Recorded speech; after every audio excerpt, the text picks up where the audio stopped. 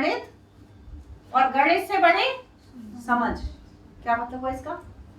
उससे बड़ी logic, logic से बड़ी समझ। भाई यहाँ से सूरज कितने किलोमीटर दूर है, वो गणित से आंख से तो नहीं दिख रहा है, लेकिन गणना करके हमने उसको कर लिया। लेकिन गणना भी क्या जब समझ में आएगा, मतलब वही हो गया कि आंखों से बड़ा गणित और गणित से बड़ी समझ। तो ये चीज समझ में ही आएगी, कोई आंखों से दिखाई देगी ऐसा वाला मामला नहीं। यानी कई चीज ऐसी होती है कि हमारी एजुकेशन अंडरस्टैंडिंग से बाहर होती है, लॉजिक से बाहर होती है, तो वो उसमें हम डाल सकते हैं, है ना। तो समझने वाला, तो ये आत्मा से भी, आत्मा कैसी चीज है, आत्मा को समझ दिखाई देती है क्या? तो आत्मा से भी सूक्ष्म है ये, आत्मा से भी बहुत छोटा है, आत्मा से भी सूक्ष्म है, इसलिए इसको एक नाम दे दिया परमात्मा।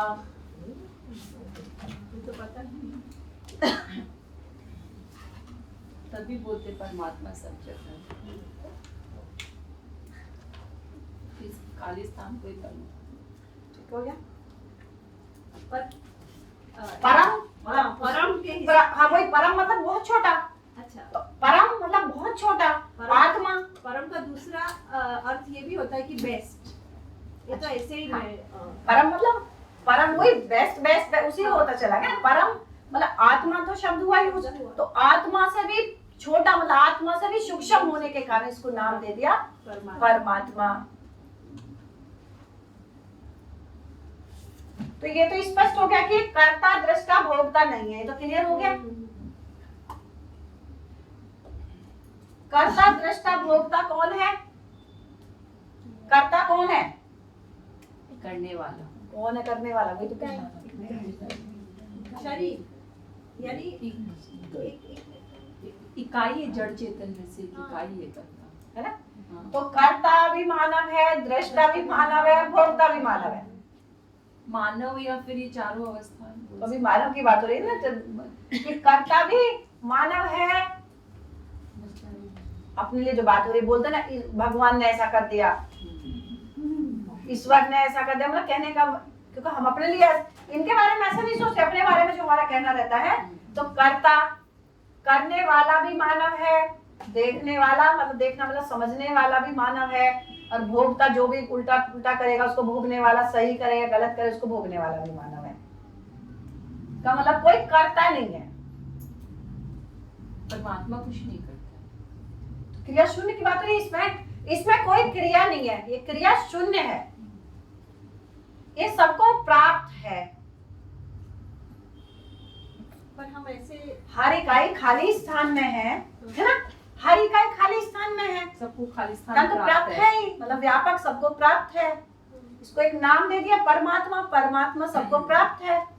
पर खालिस्तान की कुछ इच्छा होती होगी जिसके लिए निमित्त मानव रख लेते हैं। ठीक हो गया। इसको खाली स्थान, क्योंकि इसमें क्रिया वाला मामला नियमित होगी तो फिर क्रिया होगी ना शुरू। नहीं, जैसे हम हमारी समझ से देखें कि परमात्मा ने सब सर्जन किया है, ऐसे सब हाँ, ऐसा है तो परमात्मा उस हिसाब से हाँ। इन सब का सर्जनहार हो गया, तो हाँ। वो तो फिर वो प्राप्त है ही सबको। हाँ, व्यापक जो है ये निरपेक्ष ऊर्जा, व्यापक जो है सबको प्राप्ति है, इसको समझना भर है। ये तो सबको, हर इकाई को, मतलब मानव कोई नहीं, हर इकाई को प्राप्त है ही। उसी के कारण पदार्थावस्था ऊर्जित है, उसी के कारण प्राणावस्था, जीवावस्था, ज्ञानावस्था, सब उसके मतलब सब ऊर्जित है ही, उस सबको प्राप्त है ही। ये गिवन है उसमें हाँ, क्योंकि दो ही वास्तविकताएं हैं, दोनों साथ साथ हैं। तो ये जो हमने जोड़ लिया है वो हाँ, वो वही बराबर नहीं है ना। ऐसे। तो ऐसा हो सकता है कि इकाइयां हो, ऐसा हो सकता है क्या कि इकाइयां हो और वहां खाली स्थान नहीं हो? नहीं हो सकता।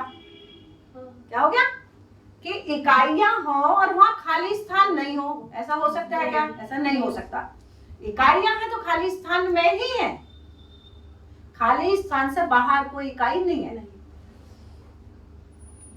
खाली स्थान को समझना है फिर तो ये हम ही करता है। खाली स्थान को क्या समझना? वास्तविकता दो है, दोनों को ही समझना है, इनको भी समझना है, इनको भी सब, दोनों वास्तविकताओं को समझना है। इसमें भी अभी सूचना का काम ही हुआ है, तो ये भी समझना थोड़ी हुआ है। भाई जड़ इकाइयां, चैतन्य इकाइयां हैं, उनके बारे में, भाई मेरे में क्रियाएं हैं, सब कुछ है, समझना, एक सूचना मिली है अभी। तो दो ही वास्तविकताएं हैं, प्रकृति में दो प्रकार की इकाइयां, जड़ और चैतन्य, और दूसरी वास्तविकता क्या है, व्यापक। इन दोनों को समझना, अस्तित्व ही सह अस्तित्व है जो निकल के आ रहा है, दोनों वास्तविकताएं हैं बराबर। इन दोनों को मिला के तो ये हो गया कि अस्तित्व ही सह अस्तित्व है।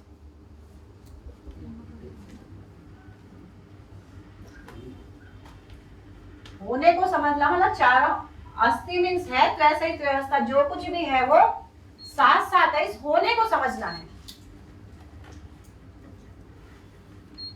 मानव है तो दोनों साथ साथ ही है ना, कि शरीर कोई अलग चीज है, जीवन कोई अलग चीज है। उसको जब, ये तो अपने को आवश्यकता वो है कि हम कहीं ना कहीं स्वयं को शरीर मानते हैं, इसलिए उसकी आवश्यकता वो सब अलग कर करके इस तरह देखने का प्रयास किया। लेकिन मानव का मतलब तो दोनों साथ साथ ही है। मानव तो तभी कहलाएगा ना, जीवन और शरीर दोनों साथ साथ है। ऐसे ही प्रकृति मतलब जड़ इकाइयां और चैतन्य इकाई व्यापक साथ साथ ही। तो इकाई है तो खाली स्थान में ही है, खाली स्थान से बाहर कोई इकाई नहीं है, मतलब हर इकाई खाली स्थान में ही है। अभी सह अस्तित्व को थोड़ा सा हाँ, वही तो बात हो रही है, तुम सहअस्तित्व की बात यही हो रही है कि ये पकड़ में आ जाए। सहअस्तित्व का मतलब इतना ही है, अस्तित्व ही सहअस्तित्व है, मतलब 5 ही वाक्य हैं, कल इसमें बात हुई। अस्तित्व, विकास क्रम विकास, जागृति क्रम जागृति, ठीक है। तो अस्तित्व ही सहअस्तित्व है, मतलब जो भी है सब पूरकता परस्परता में है, ये दोनों साथ साथ हैं, खाली स्थान में इकाइयां हैं, इतने होने को समझना है। तो विकास क्रम विकास, तो इसमें ये तो हो चुका है। जागृति क्रम में मानव खड़ा है, तो अब बस अपने को जागृति को पूर्ण होना है। जागृति क्रम जागृत, अपने को जागृत होना है, इतना काम अपने को करना है। बाकी प्रकृति सहज सब हो चुका है, उसमें मानव का कोई योगदान नहीं है। तो ऐसा बोल सकते हैं कि एक है तो दूसरा है, एक है फिर दूसरा की जरूरत नहीं, जो है नहीं, साथ साथ। प्रकृति है तो हाँ। ये खालिस्तान है, नहीं, खालिस्तान तो है ही, पहले खालिस्तान है, उसमें खाली स्थान तो है ही, खाली स्थान में इकाइयां, खाली स्थान तो है ही। ऐसा हो नहीं सकता कि इकाइयां हो और खाली स्थान नहीं हो, खाली स्थान तो है ही। इकाइयों को होने के लिए खाली स्थान से जो निरपेक्ष ऊर्जा मिलती है, मतलब खाली स्थान की वजह से इकाइयां है, ऐसा कह सकते हैं। खाली स्थान, इकाइयों को ऊर्जा प्राप्त है ही, इसी कारण, इसीलिए वो ऊर्जित है। खाली स्थान सबको व्यापक सबको प्राप्त है, इसीलिए वो इकाइयां ऊर्जित हैं। क्योंकि दोनों का सहअस्तित्व है, दोनों का सहअस्तित्व है। आप इकाइयों को ऊर्जा व्यापक मतलब खाली ऊर्जा ये प्राप्त है, इसलिए ऊर्जित है, दोनों साथ साथ ही। खालिस्तान के हिसाब से खालिस्तान है इसीलिए वो ऊर्जित है। दोनों साथ ऐसा बोल, दोनों साथ साथ है, समझ आ गया। हम्म। पर ऐसा बोल सकता है कि बोल सकते हैं कि इसकी महत्वता यानी नॉट राइट लाइक हाँ। ये कम है ये ज्यादा, हाँ, ऐसा नहीं बोल रही ऐसा हूँ। नहीं। पर ये तो होना ही है तो ये हो सकता हाँ, है, ऐसा बोल हाँ, सकते हैं। हाँ, वही, मतलब दोनों का सहअस्तित्व ही है, पर पहले इसका मतलब अलग होना होने वाला जरूरी मामला ही नहीं है। खालिस्तान में खालिस्तान में इकाइयां हैं, इकाइयों में खाली स्थान है। इकाइयां खाली स्थान में है, इकाइयों में खाली स्थान है। तो ये है तो वो है, ऐसा बोल सकते इकाइयां खाली स्थान में ही है। हैं। हाँ, हाँ तो खालिस्तान है तो ही इकाइयां हो सकती है। हाँ। दूसरी तरह से देखें तो खाली स्थान है तो इकाइयां खाली स्थान में है, है। इकाइयों में खाली स्थान है। ये बोला प्रकृति में 4 अवस्थाएं हैं, प्रकृति में 4 अवस्थाएं हैं, और ये 2 प्रकार की, 4 अवस्थाओं में इकाइयां कितनी प्रकार की हैं? 2 प्रकार की। प्रकृति में 4 अवस्थाएं हैं, 4 अवस्थाओं में इकाइयां 2 प्रकार की हैं। क्लियर होगा? हाँ, वास्तविकता 2 प्रकार। नहीं, प्रकृति में 2 प्रकार की इकाइयां हैं, इकाइयां दो, सही बात है ना? है। चलो, अवस्थाएं 4 हैं, हाँ, वो बराबर है ना? हाँ, प्रकृति में अवस्थाएं 4 हैं, 4 अवस्थाओं में इकाइयां 2 ही प्रकार की, की है, बराबर। जड़ और चैतन्य, जो कल चर्चा की है ना।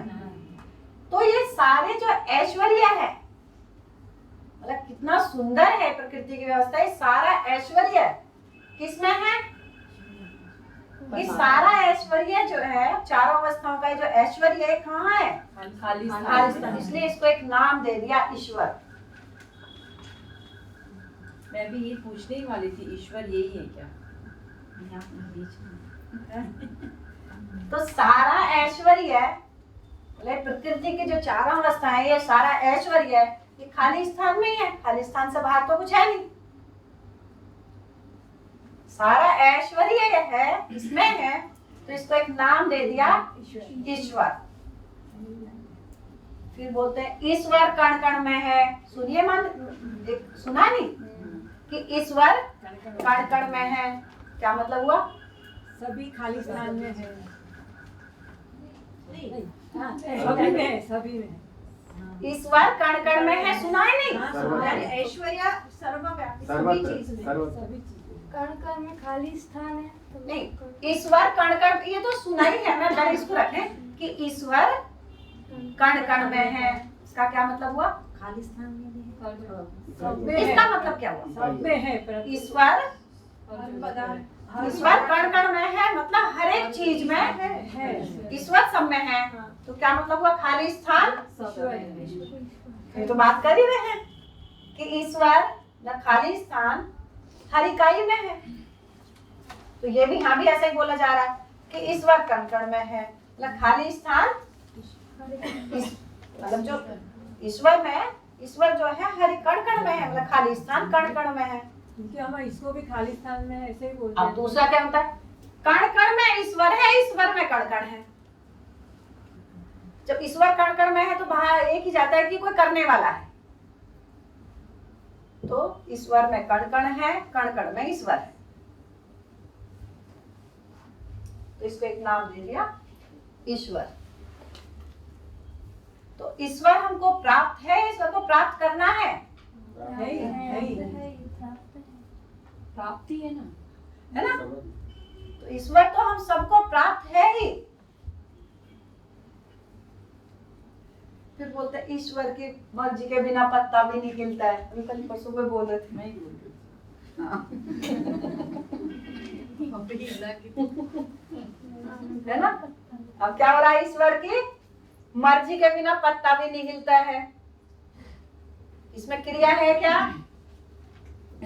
ये जिसकी बात क्या हुई, ये तो कैसा है? क्रिया शून्य है।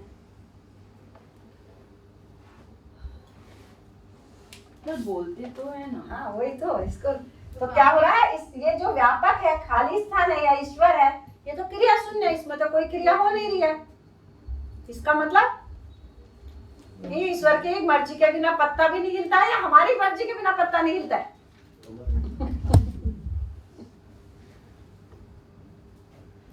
ईश्वर में तो कोई क्रिया है ही नहीं। ईश्वर तो सबको प्राप्त है क्रिया शून्य है ना?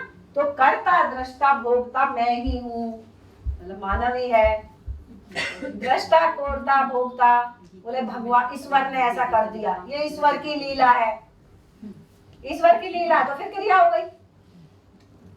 जहाँ ईश्वर की लीला बोलते हैं, इसका मतलब फिर क्रिया हो गई। तो फिर इस बात का भी कोई मतलब नहीं हुआ कि जितना ईश्वर को याद करो पुण्य मिलेगा, जो कहते रहते हैं। आप जांचते रहिए, देखिए। कंफर्म कर रही हूँ, मुझे तो लग रहा है कि इसका कोई मतलब ही नहीं है। है ना? तो वास्तविकताएं जैसी हैं उसको समझा जाए, वो सारा मतलब है। पता चली जो कुछ कर रहे थे वो भी छोड़ दिया और वो भी नहीं समझा, और बुरी स्थिति हो गई। क्या हो गया कि जो कम से कम 2 घंटे 4 घंटे निरर्थक में लगा के मंदिर में कहीं कुछ लगा रहे थे, है ना, वो भी छूट गया और सही को समझा नहीं। तो अब 2-3 घंटे और गलत जगह मतलब कहीं उसमें जाएंगे, है ना, कि वहां तो बताया भगवान नहीं है, ईश्वर नहीं है, और वो गया, सब बात खत्म। पर मेडिटेशन वगैरह सही है? ये जो चीजें, जो व्यापकता को समझना है, जो खाली स्थान को समझना है। मेडिटेशन का ध्यान का क्या मतलब है? वो तो शरीर के हिसाब से ध्यान क्या चीज है? ध्यान तो जो ये जैसे मेडिटेशन में जनरली जो व्यापकता है ना, जो ये खाली स्थान है, उसी को ही ध्यान में रखा जाता है। अंदर कोई विचार को अगर आते भी हैं, आपको तो हमेशा ही आते रहते हैं, पर उनको लेट गो करना और उस व्यापकता को। वही समाधि की स्थिति है, विचारों का रुक जाना बराबर समाधि। क्या सोल्यूशन हुआ उससे? टेम्पररी रिलीफ हो मतलब ये सोचो ना कि विचारों का रुक जाना मतलब समाधान, विचारों का आवागमन बंद हो गया, उसको समाधि बोल रहे हैं। हर आदमी समाधि तो मन थक नहीं जाता इतने विचार बिना करते समाधान के करते? तो थकेगा ही। हाँ, विचार करते करते तो थोड़े समय तक मेरे को लगता है हाँ, कि वो उतना ही बस, रिलीफ बस, हाँ, मिलता वो ठीक है, होगा। थोड़ी देर के लिए ठीक है, हाँ। थोड़ी देर के लिए ठीक है, 4-5 सेकंड 4-5 हो, वही घंटे हो, 4 घंटे हो, 10 घंटे हो, उसके लिए वो अब लोग कुछ नहीं बोल रहे, मतलब वो ठीक है। 24 घंटा में अगर 20 मिनट समाधि लगाते हैं तो अगर वो पूरा दिन सही निकलता है तो फिर ठीक ही है। हाँ, तो रोज रोज करते रहिए, बाकी तो काम होएगा, समाधि में बैठे रहिए। नहीं, 20 मिनट दीजिए, 20 मिनट। देख लीजिए 20 मिनट से अगर पूरा दिन निकलता हो नहीं रह तो सकते हैं। देखिए 20 मिनट से अगर पूरा दिन निकलता हो तो करिए। नहीं, लेकिन 20 मिनट तक नहीं रह सकते विचार। नहीं भी हो रहा है, हो भी रहा है, अलग करके देखिए हाँ, उसमें। वो तो person अगर निकलता है कर लीजिए। हाँ, टेंशन कुछ गलत नहीं है उसमें मुक्त कराते हैं। अगर ऐसे निकल के आता हो, व्यवस्था निकल के आती हो, सब पूरा हमारा परिवार में भी जीना, व्यवस्था में भी जीना, परिवार सब में जगह जीना भी निकल के आती आता हो तो देख लीजिए। अगर ऐसा कुछ मिलता हो तो अच्छी बात है। जैसे किसी समस्या का समाधान नहीं है तो विचार हावी होते हैं, तो हम लोग कहते हैं कि थक गए हैं जो भी, या उसके सॉल्यूशन नहीं कर पाते तो बैठ जाते हैं जो भी। तो मेडिटेशन करना यही है कि उस जो इतना क्या प्रेशर पड़ा है उसको थोड़ा हल्का करना, और कुछ नहीं। बस। अगर समझ होगी तो प्रेशर आएगा ही नहीं। उसको हल्का करने की जरूरत ही नहीं बस पड़ेगी। बस उतना ही, वही टेम्पररी वाली बात बस वही टेम्परेरी वाली बात है। कम दुख, ज्यादा दुख के बजाय कम दुख के समीकरण को स्वीकार लेना। तो मूल में जो कल बात हो रही थी कि 3 ही बात है, 3 को ही समझना है। क्या 3 को समझना है? जीवन ज्ञान, तो जीवन ज्ञान होता है तो बाद में जीवन ज्ञान, अस्तित्व दर्शन ज्ञान, अस्तित्व में जो वास्तविकता है, दो अस्तित्व में 2 ही वास्तविकता है, इकाइयां और व्यापक। तो जीवन ज्ञान मतलब स्वयं को समझना, जीवन ज्ञान, अस्तित्व दर्शन ज्ञान, और इनको समझने के आधार पर रिजल्ट क्या अलग मान लिया था, पूर्णाचरण ज्ञान जो कल चर्चा किए थे। मन में था पूर्णाचरण की कल जो बात हुई, बिना इसके निकल आएगा समझे हुए क्या? नहीं तो फिर भगवान करता है, परमात्मा करता है, ईश्वर करता, फिर तो वही होगा, समझना थोड़ी हुआ, फिर तो मानने के आधार पर कुछ जीना हुआ। चलिए, क्या चीज है भगवान? भगवान संधि विच्छेद करें। नहीं, जैसे भगवान जैसे पता चला कि जैसे एलिमेंट्स होते हैं 5 एलिमेंट्स, जड़ मतलब ये एयर, फायर, तो इसी का ही शॉर्ट फॉर्म भगवान दिया गया है। जैसे भूमि, गगन, वायु, अग्नि और नीर। अब तक ये इकाइयों की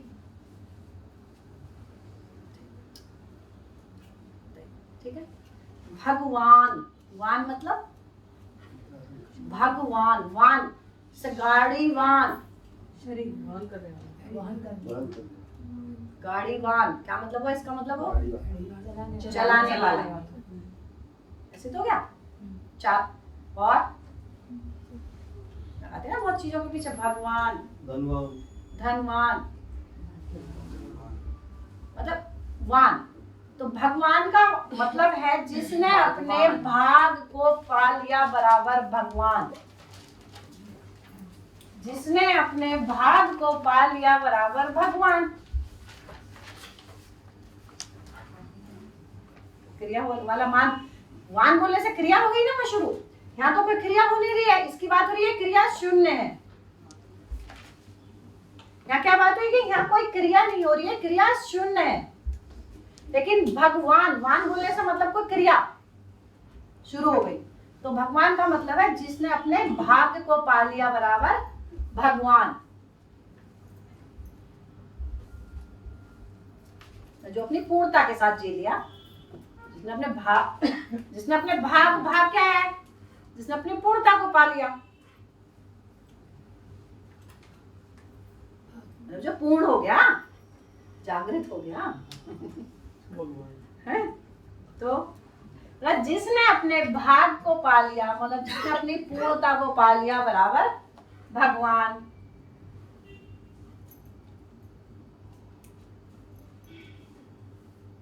मैं भी भगवान हो सकती हूँ। हाँ, ऐसा ही निकल के आ रहा है। तो देखिए तो डिफरेंस हो गया ईश्वर और भगवान, है ना? ये तो अभी तक भगवान है, ईश्वर है, तो परमात्मा। भगवान तो कण कण में है, सॉरी ईश्वर तो कण कण में है, कण कण में ईश्वर है, ईश्वर में कण कण है, सबको प्राप्त है।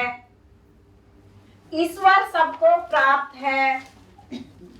इसको प्राप्त करने के लिए प्रयास नहीं लगाना है, इसको समझने के लिए प्रयास लगाना है। तो परमात्मा परमात्मा भी यही ना, परमात्मा भी सबको कि प्राप्त है। हाँ, परमात्मा सबको प्राप्त है। तो ईश्वर सबको प्राप्त है, इसको केवल अपने को समझना है। लेकिन भगवान वाला जो मामला है, भगवान का मतलब है कि जिसने अपने भाव को पा लिया, मतलब जो समझ पूर्ण हो गया, उसका नाम है भगवान। चलिए, क्या चीज है भगवान? बात हुई कि जिसने अपने भाव को पा लिया बराबर भगवान, है ना?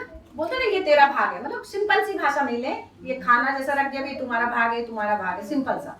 तो क्या हुआ? भाग मतलब उसका हिस्सा, है ना? तो मानव का हिस्सा क्या है? समाधान। तो जिसने अपने भाग को पा लिया बराबर भगवान।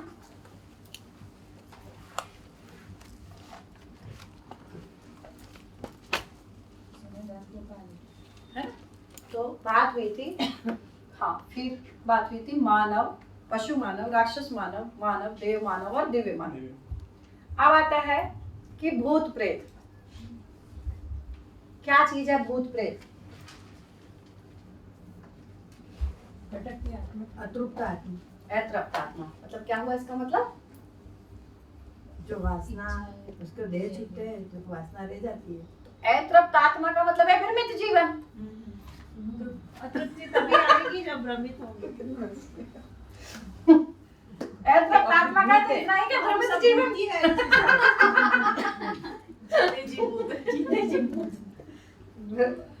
क्या मतलब अतृप्त आत्मा का मतलब भ्रमित जीवन। तो अब जीते जी हम भ्रमित हैं ही, तो हम जीते जी लोगों को परेशान करते हैं।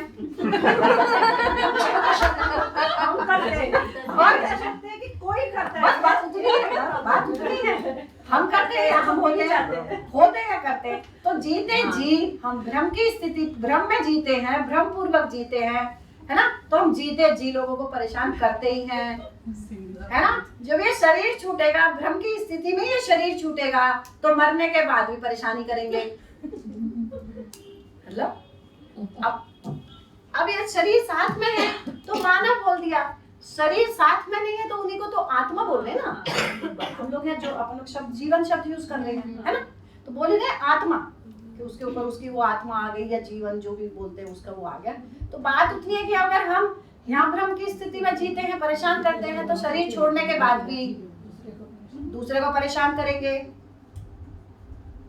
इनको हंसी आ रही है बहुत ज्यादा। ये नहीं समझ में आया कि हम लोग भूत है, ये बात तो मैं ये कब बोल रही हूँ, आप भूत है नहीं, आपने बताया ना भूत बराबर भ्रमित जीवन। हाँ, भूत बराबर नहीं बोली, मैं ये बोल रही हूँ कि भ्रमित जीवन। वो बोले अतृप्त कौन रहता है?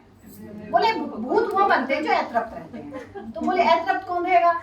जो भ्रमित होगा, जो समाधान के सहित नहीं जिएगा, मतलब भ्रमित है। तो सभी तो अभी भ्रमित है ना। हाँ, अभी तो ठीक बात है। तो लॉजिक ये हुआ, इससे मतलब ये होगी सभी भूत जैसे हो गए ना, भूत ही हो गए। बोलो शरीर ऐसे हमको ऐसा लगता है कि भूत कोई और है।